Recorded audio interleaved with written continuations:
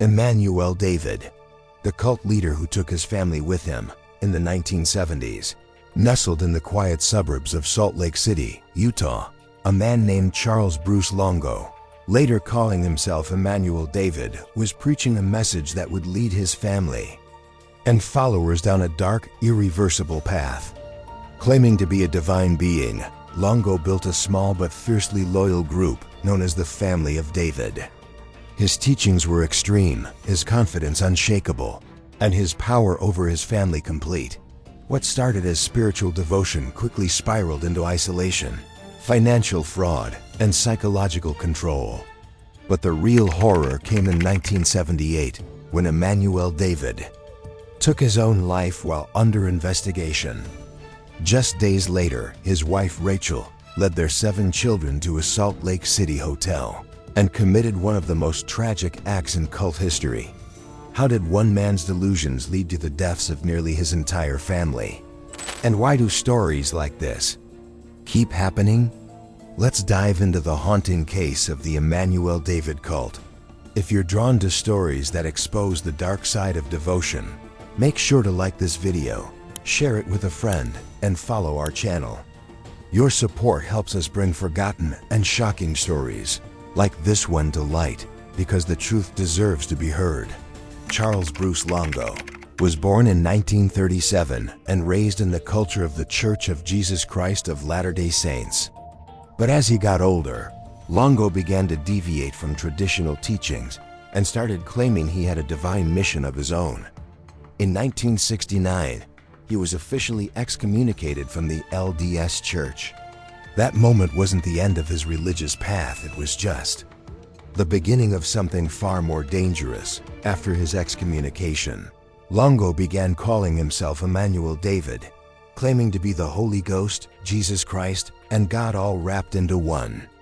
He believed he had been chosen to lead his followers into a new era, free from the false teachings of mainstream religions. He gathered a small group of believers, including his devoted wife Rachel and their 7 children. Together, they formed what would become known as the Family of David. They lived simply, moving from motel to motel, often funded by Social Security checks and donations from a few loyal followers. To the outside world, they seemed like a strange but harmless religious family. But behind closed doors, Emmanuel David was exerting a disturbing level of control over his wife, his children, and anyone who dared to follow him. Emmanuel David's teachings were centered entirely around himself. He told his followers that he was not just a messenger of God, he was God, returned in human form. He claimed to be the Holy Ghost from the Bible, and even Jesus Christ himself. According to him, the rest of the world was deceived, and only those who believed in him would be saved. The group rejected all established religions, including the LDS Church, despite its influence on David's early life. He preached that organized religion was corrupted and that his family and few followers were the only ones with true spiritual insight. They didn't live in a temple or commune.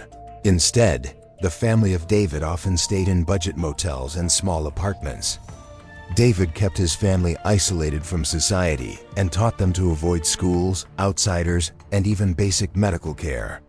He believed the world was full of lies and that only through him could they know the truth. One of the most notable beliefs was that his family would not die a natural death. He taught that they would ascend into heaven together, physically, when the time was right. That idea would eventually become the justification for an unthinkable tragedy. Emmanuel David's grip on his family was absolute. He wasn't just a spiritual leader, he was a dictator within his own household. His teachings created an echo chamber where he alone was the source of truth. His wife Rachel, once a college-educated woman, became entirely devoted to him. Believing he was truly a divine being, he discouraged any contact with outsiders and refused to let his children attend school. The children were homeschooled under strict guidance, taught to believe in their father's divinity and the idea that the world outside was evil and doomed. Their reality was shaped entirely by David's vision. Financially, The family survived by exploiting government assistance and convincing occasional believers to donate. At times, David was investigated for wire fraud, having set up fake religious charities to support his lifestyle. But perhaps the most dangerous element of his control was psychological. David repeatedly preached that the family would not suffer death. They would ascend to heaven together, body and soul. That message, repeated over and over, became not just a belief, but a plan. He had planted the seed that they were too holy for this world, and when things started to unravel, that belief became deadly.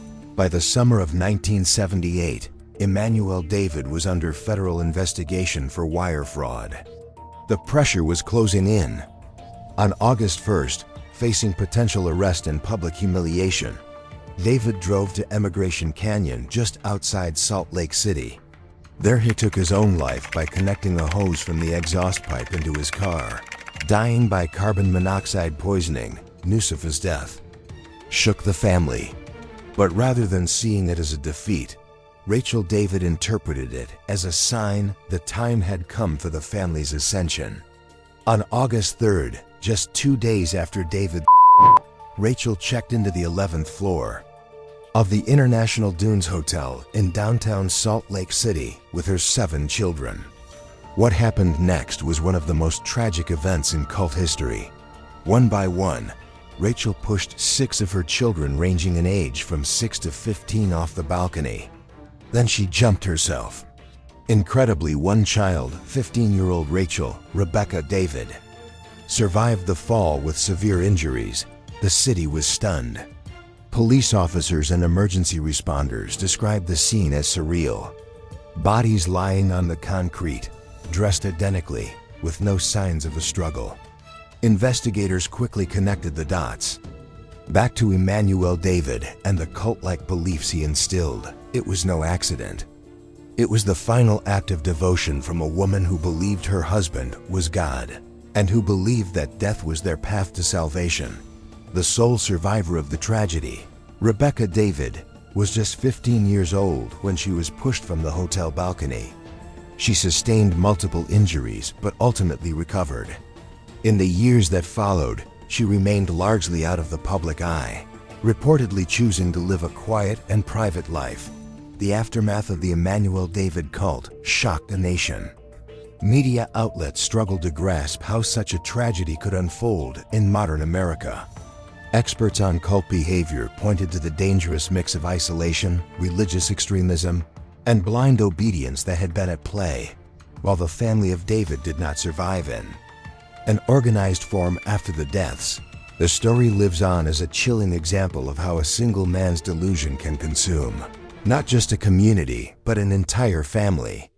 It remains one of the most devastating and least known cult tragedies in U.S. history. The story of the Emmanuel David cult is a haunting reminder of how spiritual belief can be weaponized by those seeking power. What began as one man's personal revelation became a tightly controlled world of fear, fantasy, and ultimate tragedy. Charles Bruce Longo, also known as Emmanuel David, wasn't a prophet. He was a manipulator who convinced his family that death was divine. And in the end, it cost them everything. These stories matter, not because they're rare, but because they're real. And if we don't talk about them, we risk letting history repeat itself. If this story moved you, don't forget to like this video, share it with friends, and follow for more true crime and cult deep dives. What do you think about the Emmanuel David cult? And what story should we cover next? Drop your thoughts in the comments. Your idea might inspire our next investigation.